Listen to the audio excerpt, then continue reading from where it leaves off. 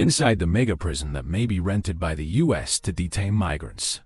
Overview of CECOT, Latin America's largest prison. The CECOT, Center for the Confinement of Terrorism, is located in the remote Tecoluca region, over 70 kilometers from San Salvador, the capital of El Salvador. It was inaugurated in February 2023 by President Nayib Bukele as part of an aggressive campaign to combat gang violence, an issue that has plagued the country for decades. The facility spans over 166 hectares, making it one of the largest prisons in the world, with a capacity to house up to 40,000 inmates. It features 8 prison blocks, extensive surveillance systems with 24/7 camera monitoring, and is heavily guarded by armed security personnel. Harsh detention conditions.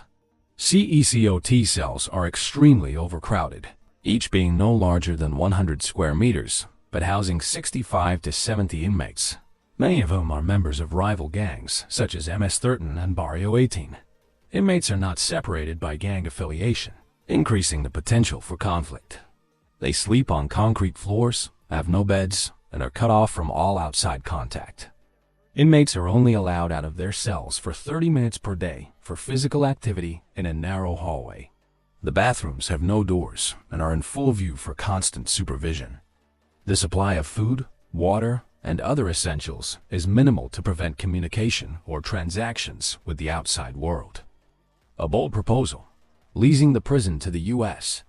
In early 2025, President Bukele made headlines by proposing that the U.S. lease CECOT to detain illegal immigrants with criminal records, including U.S. citizens or permanent residents slated for deportation.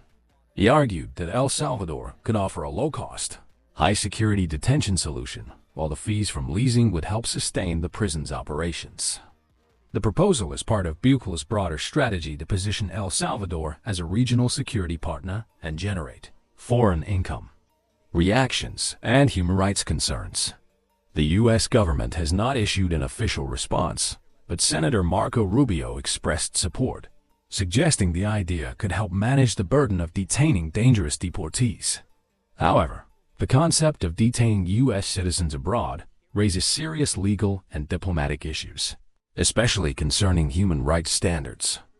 International watchdogs, including Human Rights Watch, have condemned the prison for its inhumane conditions, alleging violations such as arbitrary detention, lack of legal representation, physical abuse, and prolonged solitary confinement. Strategic and ethical implications. While the leasing proposal could strengthen ties with the U.S. and bring in revenue, it also places El Salvador at the center of a contentious international debate.